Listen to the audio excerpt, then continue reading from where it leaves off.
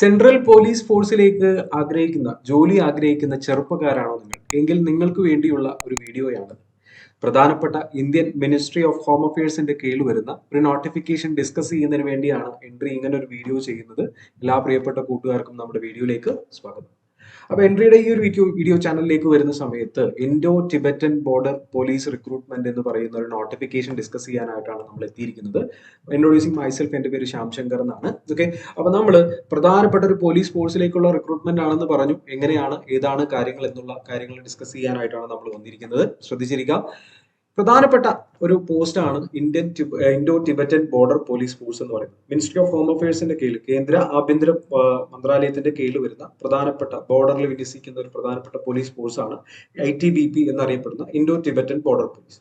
അവരുടെ കീഴിൽ ടെലികമ്മ്യൂണിക്കേഷൻ എന്ന് പറയുന്ന ഒരു വിഭാഗത്തിന്റെ കീഴിൽ പോലീസ് ഫോഴ്സ്, അതായത് സബ് ഇൻസ്പെക്ടർ, ഹെഡ് കോൺസ്റ്റബിൾ തുടങ്ങിയ 526ഓളം പോസ്റ്റുകളിലേക്കുള്ള നോട്ടിഫിക്കേഷൻ ആണ് അടുത്തിടെ പുറത്തിറക്കിയിട്ടുള്ളത്.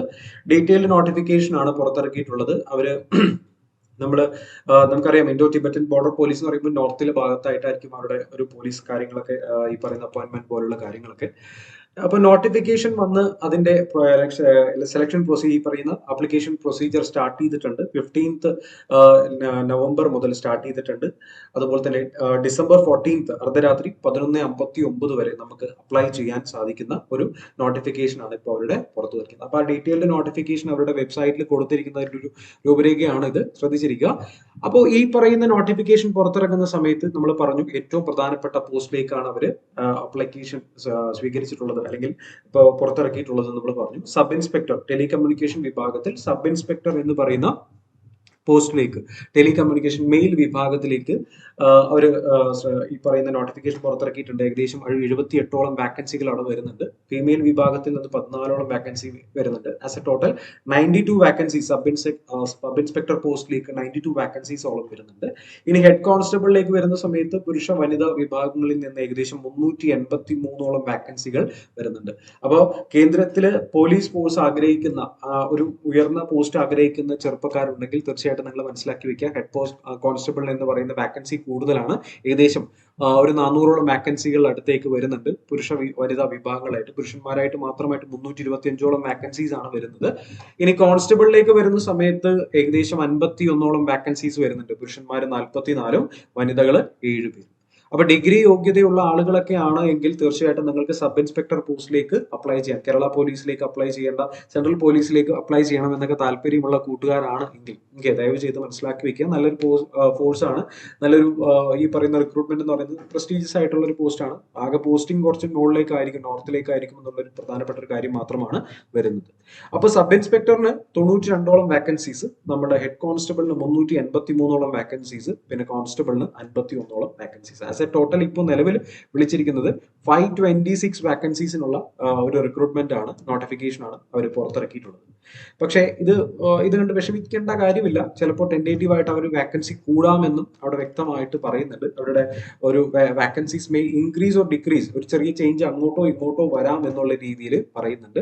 അവരുടെ ഒരു ഡീറ്റെയിൽഡ് കാര്യങ്ങളെല്ലാം തന്നെ അവരുടെ വെബ്സൈറ്റിൽ കൊടുത്തിട്ടുണ്ട്. ITBpolice.nic.in എന്ന വെബ്സൈറ്റിൽ കൊടുത്തിട്ടുണ്ട്. ഓക്കെ, അപ്പൊ ഈ പറയുന്ന കാര്യങ്ങളിലേക്ക് ഒന്ന് കടക്കുന്ന സമയത്ത് പേ സ്കെയിലിന്റെ കാര്യത്തിലേക്ക് വരുന്ന സമയത്ത് നല്ല ലെവൽ 6 എന്ന് പറയുമ്പോൾ ഡിഗ്രി ലെവലിലുള്ള പോസ്റ്റ് ആണ് സബ് ഇൻസ്പെക്ടർ എന്ന് പറയുമ്പോൾ 7th പേ കമ്മീഷൻ പ്രകാരം 35,400, അതായത് 35,400 മുതൽ 1,12,000, 1,12,400 വരുന്ന ബേസിക് പേ ആണ് ഈ പറയുന്ന നമ്മുടെ സബ് ഇൻസ്പെക്ടർ എന്ന് പറയുന്ന പോസ്റ്റിലേക്ക് കൊടുക്കുന്നത്, ലെവൽ പേ എന്ന് പറയുന്നത്. ഇനി ലെവൽ 4ലാണ് വരുന്ന ഹെഡ് കോൺസ്റ്റബിൾ, 25,500 മുതൽ 81,100 വരെയാണ് അവിടുത്തെ ഒരു പേ സ്കെയിൽ എന്ന് പറയുന്നത്. അതിന് താഴെയാണ് ഹെഡ് കോൺസ്റ്റബിൾ വരുന്നത്. ലെവൽ 3 ആണ് അവിടുത്തെ പേയ്മെന്റ് എന്ന് പറയുന്നത്. 21,700 മുതൽ 69,100 വരെയാണ് അവിടുത്തെ പേ കമ്മീഷൻ എന്ന് പറയുന്നത്. ഓക്കെ, ഡിഗ്രി യോഗ്യതയുള്ള കൂട്ടുകാർ ഒന്ന് മനസ്സിലാക്കി വെക്കുക.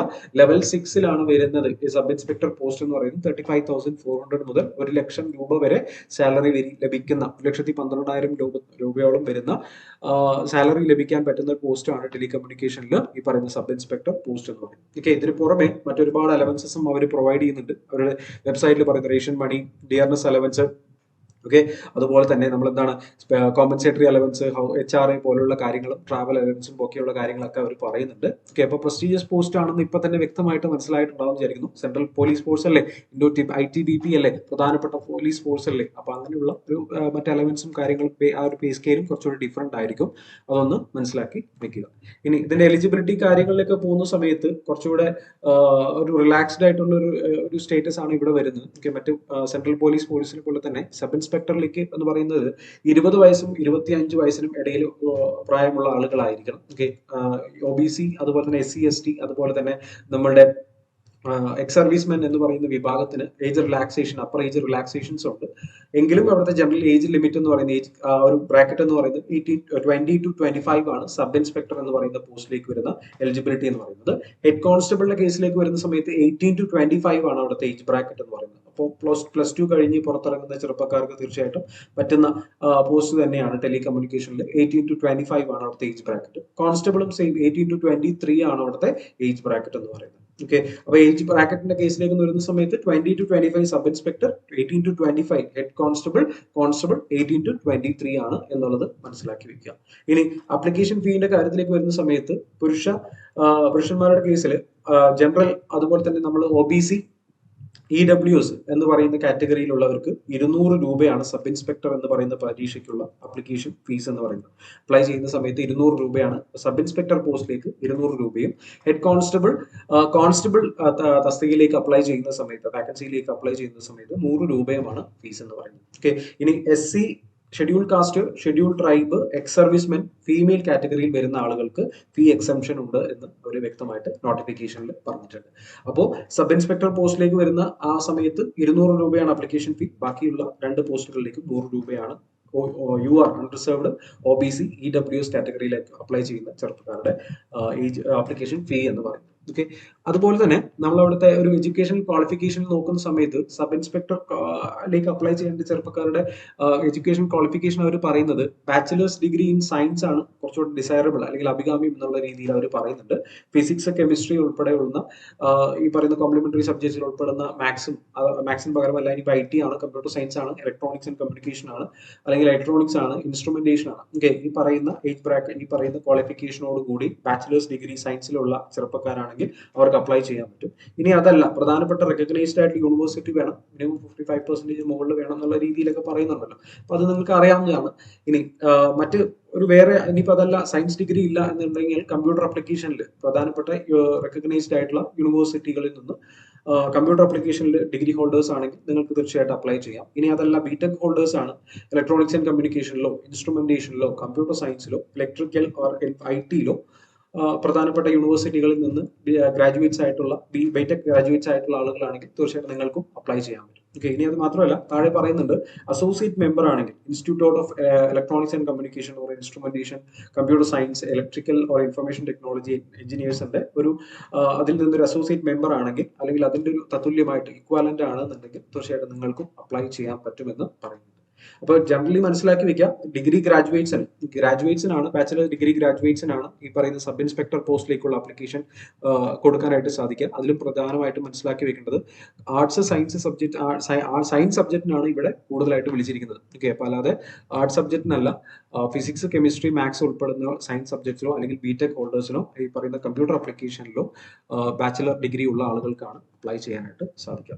ഇനി നേരെ മറിച്ച് ഹെഡ് കോൺസ്റ്റബിൾ കാറ്റഗറിയിലേക്ക് വരുന്ന സമയത്ത് 10+2 +2 കംപ്ലീറ്റ് ചെയ്തിരിക്കണം. ഫിസിക്സ്, കെമിസ്ട്രി, മാത്സ്, PCM എന്ന് പറയുന്ന ഇതിൽ 45% മാർക്ക് അഗ്രിഗേറ്റോട് കൂടി പാസ്സാവണം എന്നുള്ളത് അവരുടെ ബേസിക് ക്രൈറ്റീരിയ ആയിട്ട് പറയുന്നുണ്ട്. അത് പ്രധാനപ്പെട്ട ഇപ്പോൾ CBSE-യോ ICSE-യോ അല്ലെങ്കിൽ കേരള സ്റ്റേറ്റ് അല്ലെങ്കിൽ ഉൾപ്പെടെയുള്ള ഒഫീഷ്യലി റെക്കഗ്നൈസ്ഡ് ആയിട്ടുള്ള ബോർഡിൽ നിന്ന് അല്ലെങ്കിൽ യൂണിവേഴ്സിറ്റിയിൽ നിന്ന് ഈ പറയുന്ന 10+2 ക്വാളിഫൈ ചെയ്തിട്ടുള്ള ആളുകളായിരിക്കണം. ഇനി അതല്ല, രണ്ടാമത് പറയുന്നത് 10th ക്ലാസ് പാസ്സായിരിക്കുന്ന റെക്കഗ്നൈസ്ഡ് യൂണിവേഴ്സിറ്റി 2 years ITI കൂടിയിട്ടുള്ള സർട്ടിഫിക്കറ്റ് ഉണ്ടെങ്കിൽ, ഇലക്ട്രിക്കലോ അല്ലെങ്കിൽ ഇലക്ട്രോണിക്സോ കമ്പ്യൂട്ടർ സയൻസിൽ ഈ പറയുന്ന PCM വിത്ത് സയൻസിലുള്ള ഒരു ഡിപ്ലോമയൊക്കെ ഉണ്ടെങ്കിൽ അവർക്കും അപ്ലൈ ചെയ്യാമെന്ന് പറയുന്നുണ്ട്. ഇതാണ് ഹെഡ് കോൺസ്റ്റബിളിന്റെ കേസ്. ഇനി കോൺസ്റ്റബിളിന്റെ കേസിലേക്ക് വരുന്ന സമയത്ത് 10th ആണ് ക്വാളിഫിക്കേഷൻ. റെക്കഗ്നൈസ്ഡ് ആയിട്ടുള്ള ഒരു ബോർഡിൽ നിന്ന് എന്താണ് 10th മെട്രിക്കുലേഷൻ സർട്ടിഫിക്കറ്റ് ഉള്ള ആളുകൾക്ക് തീർച്ചയായിട്ടും അപ്ലൈ ചെയ്യാൻ പറ്റും. പക്ഷെ അവിടെ ഒരു ഡിസൈറബിൾ ആയിട്ട് അഭികാമ്യം എന്ന് പറയുന്നത് 10th ആണ്. ഇനി ഒരു ഡിസൈറബിൾ ആയിട്ട് മറ്റൊരു കാര്യം കൂടെ പറയുന്നുണ്ട്. ഡിപ്ലോമ ഉണ്ടെങ്കിൽ ITI അല്ലെങ്കിൽ ഏതെങ്കിലും സർട്ടിഫിക്കറ്റ് കോഴ്സുകൾ ചെയ്തിട്ടുണ്ടെങ്കിൽ അവർക്ക് കുറച്ചുകൂടി ഡിസൈറബിൾ ആണ് എന്നുള്ള കാര്യം കൂടി അവിടെ വ്യക്തമായിട്ട് നോട്ടിഫിക്കേഷനിൽ പറഞ്ഞിട്ടുണ്ട്. ഓക്കെ. ഇനി ഈ പറയുന്ന ഏജ് റിലാക്സേഷന്റെ കാര്യത്തിൽ സാധാരണ വരുന്ന സമയത്ത് സെൻട്രൽ ഗവൺമെന്റിലേക്ക് വരുന്ന അതേ ഏജ് റിലാക്സേഷൻ തന്നെയാണ് ഇവിടെ വരുന്നത്. SC ST കാർക്ക് വിഭാഗത്തിൽ വരുന്ന ആളുകൾക്ക് 5 years ഏജ് റിലാക്സേഷൻ ഉണ്ട്. OBC വിഭാഗം വരുന്ന ആളുകൾക്ക് 3 years റിലാക്സേഷൻ കൊടുക്കുന്നുണ്ട്. OBC NCL സർട്ടിഫിക്കറ്റ് അവർ പ്രൊഡ്യൂസ് ചെയ്യാൻ പറയുന്നുണ്ട്. നമ്മൾ അപ്ലൈ ചെയ്യേണ്ട ലാസ്റ്റ് ഡേറ്റ് അതിന് മുമ്പ് തന്നെ ഈ പറയുന്ന OBC NCL സർട്ടിഫിക്കറ്റ് ലഭിക്കുന്ന ആളുകൾക്ക് ആ ഒരു ഡേറ്റ് ഒന്ന് മനസ്സിലാക്കി വെക്കുക. എന്നെങ്കിലും എടുത്തത് പറ്റില്ല. ഇപ്പോൾ റീസെന്റ് എടുത്തിരിക്കുന്ന അപ്ലിക്കേഷൻ ഡേറ്റിന് മുമ്പ് തന്നെ, ക്ലോസ് ചെയ്യുന്ന ഡേറ്റിന് മുമ്പ് തന്നെ ഉള്ള ഒരു NCL സർട്ടിഫിക്കറ്റ് ആണെങ്കിൽ തീർച്ചയായിട്ടും നല്ലതാണ്. അത് വെച്ചാണ് നമ്മൾ ഇപ്പോൾ ഡോക്യുമെന്റ് വെരിഫിക്കേഷൻ ഒക്കെ വരുന്നുണ്ട്. അപ്പോൾ തീർച്ചയായിട്ടും അവിടെ ചോദിക്കുന്ന കാര്യമാണ്. അപ്പോൾ OBCയുടെ റിലാക്സേഷൻ എന്ന് പറയുന്നത് 3 വർഷമാണ്. ഇനി എക്സ് സർവീസ് മെൻ ആണെങ്കിൽ ജനറൽ വിഭാഗത്തിൽ വരുന്നവർക്ക് 3 വർഷം ഏജ് റിലാക്സേഷൻ പറയുന്നുണ്ട്. OBCയിൽ വരുന്ന എക്സ് സർവീസ് മെൻ ആണെങ്കിൽ അവരുടെ OBCയുടെ 3 വർഷവും പിന്നെ അതുപോലെ തന്നെ ഈ പറയുന്ന എക്സ് സർവീസ് മെന്റെ 3 വർഷം, അങ്ങനെ total they are getting 6 years of age relaxation. ഇനി SC ST വിഭാഗത്തിൽ വരുന്ന എക്സ് സർവീസ് മെൻ ആണെങ്കിൽ 8 വർഷത്തോളം അവർക്ക് ഏജ് റിലാക്സേഷൻ പറയുന്നുണ്ട്. ഓക്കെ. ഇതാണ് ഒരു അപ്പർ ഏജ് ലിമിറ്റ് 18 to 25 എന്നൊക്കെ പറയുന്ന സമയത്ത് 27 വയസ്സുള്ള OBC വിഭാഗത്തിൽ വരുന്ന ഒരാൾക്ക് തീർച്ചയായിട്ടും സബ് ഇൻസ്പെക്ടർ പോസ്റ്റിലേക്ക് അപ്ലൈ ചെയ്യാൻ പറ്റും. കാരണം 25 + 3 ആണ്. അപ്പൊ 28 ആണ് maximum age limit. Okay. SC ST ആണെങ്കിൽ 25 + 5 ആണ്. ഓക്കെ. അങ്ങനെ ഒരു ഏജ് ബ്രാക്കറ്റ് എന്നുള്ളത് മനസ്സിലാക്കി വെക്കുക. ഇനി ഇവിടുത്തെ എക്സാമിനേഷൻ പ്രൊസീജിയർ എന്ന് പറയുന്നത് ആദ്യം തന്നെ ഫിസിക്കൽ ടെസ്റ്റ് ആണ്. 4 ഫേസ് ആയിട്ടാണ് നടത്തുന്നത്. ആദ്യം തന്നെ ഫിസിക്കൽ ടെസ്റ്റ്, മികച്ച രീതിയിലുള്ള ഫിസിക്കൽ ഫിറ്റ്നസും മെഡിക്കൽ ഫിറ്റ്നസും കണ്ണിന്റെ ഫിറ്റ്നസും ഉറപ്പുവരുത്തേണ്ട കാര്യമാണ്. മെഡിക്കൽ ഫിറ്റ്നസ് എങ്ങനെയാണ്, ഫിസിക്കൽ ഹൈറ്റ് എത്രയാണ്, അതുപോലെ തന്നെ അവർ വെച്ചിരിക്കേണ്ട മിനിമം എത്ര കിലോമീറ്റർ ഓടണം, എത്ര 100 മീറ്റർ റേസ് എത്ര സ്പീഡ് ലിമിറ്റിൽ എത്ര മിനിറ്റിൽ സെക്കൻഡ്സിൽ കംപ്ലീറ്റ് ചെയ്യണം എന്നുള്ള രീതിയിലൊക്കെ നോട്ടിഫിക്കേഷൻ വ്യക്തമായിട്ട് പറയുന്നുണ്ട്. അപ്പോൾ ആ ഫിസിക്കൽ സ്റ്റാൻഡേർഡ് എഫിഷ്യൻസി ടെസ്റ്റ് ആണ് ആദ്യമായിട്ട് നടത്തുക. അതിൽ പാസ്സാവുന്ന ആളുകൾക്ക് മാത്രമാണ് റിട്ടേൺ എക്സാമിലേക്ക് ഫേസ് 2ലേക്ക് കടന്നു ചെല്ലാൻ പറ്റുക. ഇനി ഫേസ് 2 ക്ലിയർ ചെയ്യുന്ന ആളുകൾക്ക് ഡോക്യുമെന്റ് വെരിഫിക്കേഷൻ ഉണ്ട്. ഡിപ്പാർട്ട്മെന്റ് കാറ്റഗറി വൈസ് ഡിപ്പാർട്ട്മെന്റ് ഈ പറയുന്ന ഡോക്യുമെന്റ് വെരിഫിക്കേഷൻ ഉണ്ട്. ഇത് കഴിഞ്ഞ് മെറിറ്റ് ലിസ്റ്റ് ഇടും. ആ മെറിറ്റ് ലിസ്റ്റിനനുസരിച്ച് മെഡിക്കൽ എക്സാമിനേഷനും കൂടെ കംപ്ലീറ്റ് ചെയ്താൽ മാത്രമേ സെലക്ഷൻ പ്രോസസ്സ് കംപ്ലീറ്റ് ചെയ്യുന്നുള്ളൂ. അങ്ങനെയാണ് പിന്നെ റാങ്ക് ലിസ്റ്റിലേക്കും കാര്യങ്ങളിലേക്കും കടക്കുന്നത്. അപ്പോൾ ഫിസിക്കൽ ഫിറ്റ്നസ് ആണ് ആദ്യം ഇമ്പോർട്ടന്റ് ആയിട്ട് പറയുന്നത്. നമ്മൾ സാധാരണ SSC എക്സാംസ് ഒക്കെ പോകുന്ന സമയത്ത് നമ്മൾ ഈ പറയുന്ന റിട്ടേൺ എക്സാം കഴിഞ്ഞതിന് ശേഷമാണ് ഫിസിക്കൽ ടെസ്റ്റിലേക്ക് കടക്കുന്നത്. പക്ഷെ ഇവിടെ നേരെ തിരിച്ചാണ്. ഫിസിക്കൽ ടെസ്റ്റ് കഴിഞ്ഞതിന് ശേഷമാണ് നമ്മൾ റിട്ടേൺ എക്സാമിലേക്ക് പോകുന്നത് എന്നുള്ളത് ഏറ്റവും പ്രധാനമുള്ള കാര്യം. അപ്പം മികച്ച രീതിയിലുള്ള കായികക്ഷമത ഉറപ്പുവരുത്തേണ്ടത് ചെറുപ്പക്കാരുടെ ഒരു ഉത്തരവാദിത്വം എന്നുള്ള രീതിയിലാണ് അവർ ഉദ്ദേശിക്കുന്നത്. ഓക്കെ. അപ്പോൾ റിട്ടേൺ എക്സാമിന്റെ കാര്യത്തിൽ കുറച്ചുകൂടി ഡീറ്റെയിൽ ആയിട്ട് ഇവിടെ കൊടുത്തിട്ടുണ്ട്. നമ്മൾ ഒരു കാര്യം 2 പേപ്പറാണുള്ളത്. 100 മാർക്സ് ഈച്ചിനുള്ള 2 പേപ്പർ ഗ്രാജുവേറ്റ് ലെവലിനുള്ളത്. അതിൽ ആദ്യത്തെ പേപ്പർ എന്ന് പറയുന്നത് ജനറൽ ഇംഗ്ലീഷും ജനറൽ അവയർനെസ്സും റീസണിങ് എബിലിറ്റിയുമാണ്. ഓക്കെ. 30 ക്വസ്റ്റിനും 35 വെച്ച് അങ്ങനെ 2 മണിക്കൂറിന്റെ എക്സാമിന് ഏകദേശം ഈ പറയുന്ന 100 മാർക്കിന്റെ എക്സാം ആയിരിക്കും പേപ്പർ 1 എന്ന് പറയുന്നത്. സെയിം പേപ്പർ 2 കൂടി ഉണ്ട് 100 മാർക്സിന്റെ. അതും 100 ക്വസ്റ്റ്യൻസിന്റെ തന്നെയാണ്. ഓക്കെ. അതിൽ physics 10 mark, chemistry, maths, electronics, communication, IT, computer science, electrical, instrumentation control, ഇങ്ങനെ 100 മാർക്ക്. ഓക്കെ. 100 മാർക്കിനുള്ള 100 ചോദ്യങ്ങളാണ് ഉണ്ടാവുക. അവിടെയും 2 മാർക്കിന്റെയാണ് എക്സാം വരുന്നത്. അപ്പൊ റിട്ടേൺ എക്സാമിന്റെ കേസിലേക്ക് വരുന്ന സമയത്ത് സബ് ഇൻസ്പെക്ടറിന് ടോട്ടൽ 4 അവേഴ്സിന്റെ റിട്ടേൺ എക്സാം ഉണ്ടാവും. പേപ്പർ 1 എന്ന് പറയുമ്പോൾ ഇംഗ്ലീഷും റീസണിങ്ങും GKയും വരുന്ന ഒരു സെക്ഷൻ ആയിരിക്കും ആദ്യം. പിന്നെ അതിനുശേഷം പേപ്പർ 2 വരും. അതിൽ സബ്ജക്ട് പേപ്പർ ഈ പറയുന്ന physics, chemistry, maths, electronics, communication, IT, computer science, electrical, instrumentation പോലെയുള്ള കാര്യങ്ങൾ അവിടെ വരുന്നുണ്ട്. രണ്ടും 2 മണിക്കൂർ വെച്ചാണ് വരുന്നത്. 200 മാർക്കായിരിക്കും ടോട്ടൽ റിട്ടേൺ ടെസ്റ്റ് എന്ന് പറയുന്നത് സബ് ഇൻസ്പെക്ടറിന്റെ കാര്യത്തിൽ. ഇനി ഹെഡ് കോൺസ്റ്റബിളിന്റെ കേസിലേക്ക് വരുന്ന സമയത്ത് 100 മാർക്സിന്റെ ഒരു പേപ്പർ ആണ് ഉള്ളത്. 2 hours തന്നെയാണ് സമയം. ഇംഗ്ലീഷ് ഉണ്ട്. ഇംഗ്ലീഷ് 20 മാർക്കിന് ഇംഗ്ലീഷും ഉണ്ട്. അതിനുശേഷം ജനറൽ അവയർനെസ് ഉണ്ട് 15 മാർക്ക്. ജനറൽ അവയർനെസ് പറയുമ്പോൾ നമുക്കറിയാം GK പ്ലസ് കറണ്ട് അഫയേഴ്സ് പറയുന്ന കാര്യങ്ങളാണ് ജനറൽ അവയർനെസ് പറയുന്നത്. പിന്നെ അതിനൊപ്പം തന്നെ റീസണിങ് വരുന്നുണ്ട് 15 മാർക്ക്. പിന്നെ അതുപോലെ തന്നെ ഫിസിക്സ്, കെമിസ്ട്രി, മാത്സ്, അങ്ങനെ ഈ പറയുന്ന 6 സബ്ജക്ട്സ് അടങ്ങുന്നതാണ് ഈ പറയുന്ന 2 മണിക്കൂറിലുള്ള 100 മാർക്കിന്റെ ക്വസ്റ്റ്യൻ പേപ്പർ എന്ന് പറയുന്നത്. അതിൽ ഫിസിക്സിന് കൂടുതൽ ഇമ്പോർട്ടൻസ് അവിടെ നൽകിയിട്ടുണ്ട്. ഇവിടെയും നിങ്ങൾ ശ്രദ്ധിച്ചാൽ മനസ്സിലാവും. നമ്മുടെ കമ്മ്യൂണിക്കേഷൻ ആണ് സബ് ഇൻസ്പെക്ടർ പോസ്റ്റിലേക്ക് കൂടുതൽ ഇമ്പോർട്ടൻസ് അവർ കൊടുക്കുന്നത്. ഓക്കെ. പക്ഷേ ടെലികമ്മ്യൂണിക്കേഷൻ ഹെഡ് കോൺസ്റ്റബിളിന്റെ പോസ്റ്റിലേക്ക് വരുന്ന സമയത്ത് അവിടെ കൂടുതൽ ഇമ്പോർട്ടൻസ് മാത്സിനും ഇംഗ്ലീഷിനും ഫിസിക്സിനും അവർ കൊടുക്കുന്നുണ്ട് എന്ന് മനസ്സിലാക്കി വെക്കുക. ടോട്ടൽ അവിടെ ഈ 200 മാർക്കിന്റെ അവിടെ 200 മാർക്ക് ആണെങ്കിൽ ഇവിടെ 100 മാർക്സിന്റെ ഒരു പേപ്പറാണ്. 2 hours തന്നെയാണ് ഇവിടെയും സമയം എന്ന് പറയുന്നത്. ഇനി കോൺസ്റ്റബിളിന്റെ കേസിലേക്ക് വരുന്ന സമയത്ത് 10th സ്റ്റാൻഡേർഡ് ലെവൽ അല്ലേ, 100 മാർക്സിന്റെ 2 hours പേപ്പർ തന്നെയാണ്. ഇവിടെ GKയും അതുപോലെ തന്നെ ഇംഗ്ലീഷും റീസണിങ് അബിലിറ്റിയും ക്വാണ്ടിറ്റേറ്റീവ് ആപ്റ്റിറ്റ്യൂഡ് ആണ് വരുന്നത്. ഇതെല്ലാം ഇംഗ്ലീഷ് ഹിന്ദി ഭാഷകളിൽ തന്നെ ബൈലിംഗ്വൽ ആണ്, കാണാനായിട്ട് പറ്റും, 2 ഭാഷയിൽ എഴുതാനായിട്ട് പറ്റും.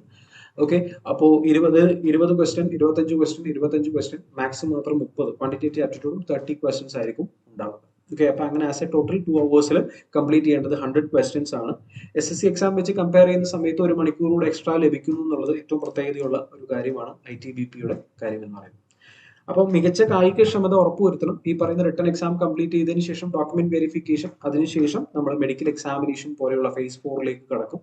അങ്ങനെയാണ് ഈ പറയുന്ന സെലക്ഷൻ പ്രോസസ്സ് അവർ കംപ്ലീറ്റ് ചെയ്യുന്നത്.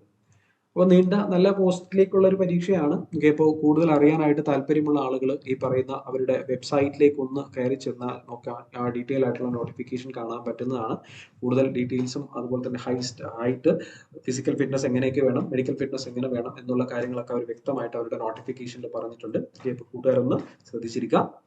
ITBP പോലെയുള്ള പ്രധാനപ്പെട്ട നമ്മളുടെ സെൻട്രൽ പോലീസ് ഫോഴ്സിലേക്ക് ജോലി ആഗ്രഹിക്കുന്ന ചെറുപ്പക്കാരായിട്ടുള്ള കൂട്ടുകാർ നിങ്ങൾക്കുണ്ടെങ്കിൽ തീർച്ചയായിട്ടും അവർക്ക് ഈ വീഡിയോ സജസ്റ്റ് ചെയ്യാം. കൂട്ടുകാർക്കും മക്കൾക്കും അല്ലെങ്കിൽ അതുപോലെ തന്നെ നിങ്ങളുടെ റിലേറ്റീവ്സും ഫാമിലിയിലെ ആരെങ്കിലും ഉണ്ടെങ്കിൽ അവർക്ക് സജസ്റ്റ് ചെയ്യാം. ഓക്കെ, അപ്പോൾ ഡീറ്റെയിൽ ആയിട്ട് ഇത്രയും കാര്യങ്ങളായിരുന്നു നമ്മൾ ഈ ഒരു വീഡിയോയിൽ പറയാനായിട്ടുണ്ടായിരുന്നത്. ചാനൽ ആദ്യമായിട്ടാണ് നിങ്ങൾ കാണുന്നതെങ്കിൽ ചാനൽ ഒന്ന് വീഡിയോ ലൈക്ക് ചെയ്യുന്നതിനോടൊപ്പം നിങ്ങളുടെ നിർദ്ദേശങ്ങൾ കമന്റിൽ രേഖപ്പെടുത്തുന്നതിനോടൊപ്പം ചാനൽ സബ്സ്ക്രൈബ് ചെയ്യുക.